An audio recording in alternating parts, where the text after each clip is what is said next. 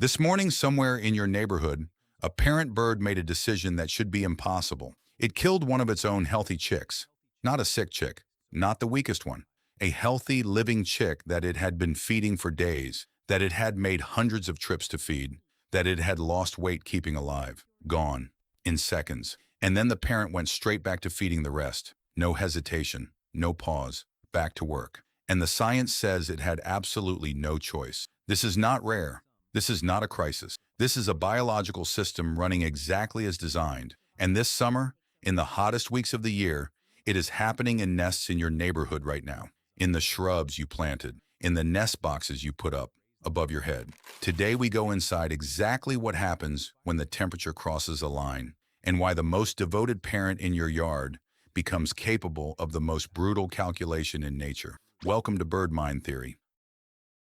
Let's start with a specific number, because this story begins not with a choice, but with a temperature. Research analyzing approximately 150,000 nesting observations across 58 bird species over 20 years found something precise and deeply disturbing.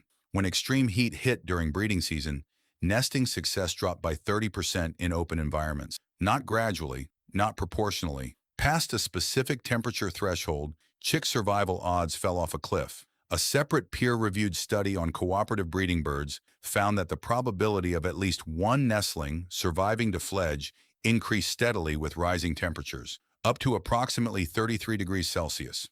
Above that number, survival probability collapsed. The threshold was not approximate. It was a line. Below it, warmth helped. Above it, the nest became something else entirely. 33 degrees Celsius is 91 degrees Fahrenheit. In much of North America in July and August, afternoons routinely exceed that temperature.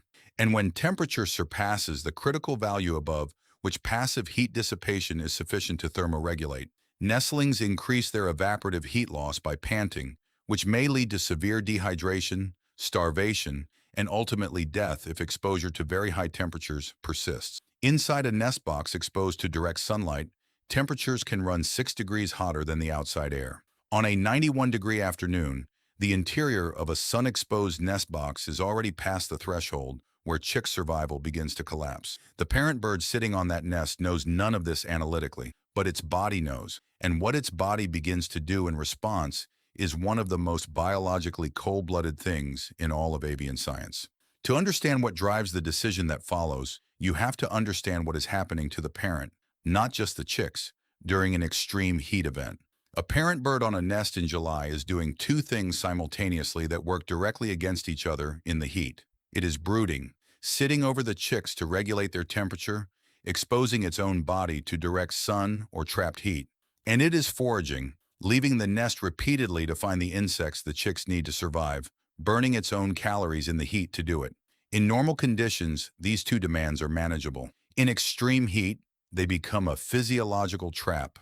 Research on parental thermoregulation has documented that parent birds in heat stress begin experiencing dehydration and elevated core temperature during prolonged nest attendance on hot days. The parent needs to leave the nest to cool down and find water, but leaving the nest exposes the chicks to full heat, which they cannot manage themselves. Newborn and juvenile chicks cannot regulate their own body temperature. They take on the temperature of their environment. The parent is overheating on the nest. The chicks are overheating when the parent leaves. The food supply is stressed because insects become less active at extreme temperatures, meaning the parent is flying farther for fewer returns. And the nest, particularly in an open cup or unshaded nest box, is functioning as a heat concentrator. Something has to give, and what gives is the calculation.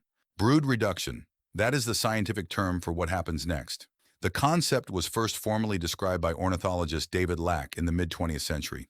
What Lack proposed, and what decades of research has confirmed, is that many bird species routinely produce more eggs than they can successfully raise to adulthood in average conditions. The extra chicks are not a mistake. They are insurance. In good conditions, the insurance is never needed. All chicks are raised. In poor conditions, in heat, in drought, in food scarcity, the insurance policy is cashed in. The brood is reduced to the number the parents can actually sustain. The logic is brutal and precise. 4 underfed chicks dying slowly is a worse outcome, in biological terms, than 3 well-fed chicks surviving to fledge. Research using a 34-year individual-based dataset found that mothers of reduced broods were approximately 16% more likely to survive to the next breeding season than mothers of intact broods. And surviving chicks from reduced broods achieved fledgling body condition, breeding probability, longevity, and lifetime reproductive success comparable to chicks from intact broods. Reducing the brood did not harm the surviving chicks. It saved the mother. And saving the mother meant more future breeding attempts, more future chicks, more genetic legacy carried forward. The math is clear. The biology follows the math. And in extreme heat, the math tips faster than most people realize. Here is the part that is hardest to sit with, because the mechanism is not random, and it is not cruel in the way we would define cruelty. It is engineered. Many bird species practice what researchers call hatching asynchrony. They do not begin incubating all eggs at the same time. They start incubating after the first or second egg is laid, which means the first egg hatches a day or more before the last one. By the time the full clutch has hatched, the oldest chick is already larger, stronger, louder, and more competitive for food. This staggered hatching establishes a hierarchy among chicks and promotes starvation-induced mortality through begging competition, unequal food access, and in some species, sibling aggression. This hierarchy is not an accident. It is an evolved mechanism that creates a built-in ranking system inside the nest. The oldest chick is the strongest competitor. The youngest is the most marginal. In good conditions, the size hierarchy flattens as all chicks receive adequate food. In poor conditions, in heat and food scarcity, the youngest chick begins to fall behind. It begs less effectively. It gets less food. It weakens further. It begs less. It weakens more. The parent does not choose to eliminate the youngest chick. The youngest chick reduces itself through the logic of competition.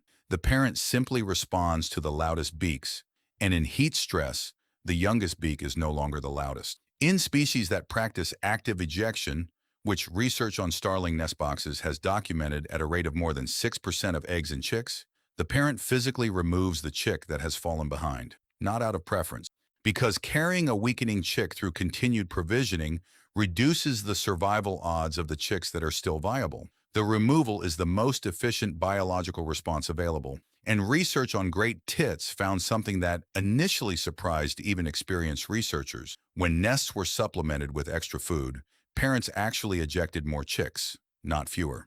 The ejection was not purely driven by scarcity. It was driven by the parent's assessment of what brood size it could optimally support. Given more resources, the parent optimized for fewer, stronger chicks rather than more, weaker ones. The calculation was not about minimum survival, it was about maximum outcome. Here is what distinguishes what happens during a heat wave from what brood reduction normally looks like. The normal triage process takes days. The gradual weakening of the marginal chick, the incremental reduction in provisioning to the smallest nest member, it unfolds slowly, giving the biology time to run its calculations. A heat wave does not take days, it can take an afternoon.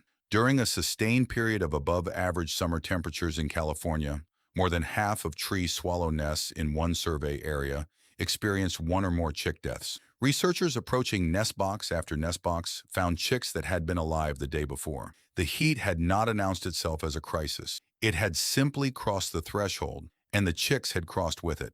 Research covering 150,000 nesting observations over 20 years found that 11 of 24 species studied showed reduced nesting success when a heat wave occurred during breeding season. And critically, temperature variability, the combination of heat spikes and cold snaps that is becoming more common, was more damaging to nesting success than gradual average temperature increase alone. It is not the slow warming that kills the chicks. It is the event, the spike, the single afternoon when the nest becomes a trap and the parent's capacity to buffer it runs out. Here is what the parent does after, and what it means. A parent bird that has reduced its brood does not show observable grief. What the research shows is more honest than that, and in some ways, more remarkable. The parent returns to normal provisioning behavior for the remaining chicks, refocusing its parental effort on those who remain. The chicks that remain receive more food per individual than they would have received if the removed chick was still competing.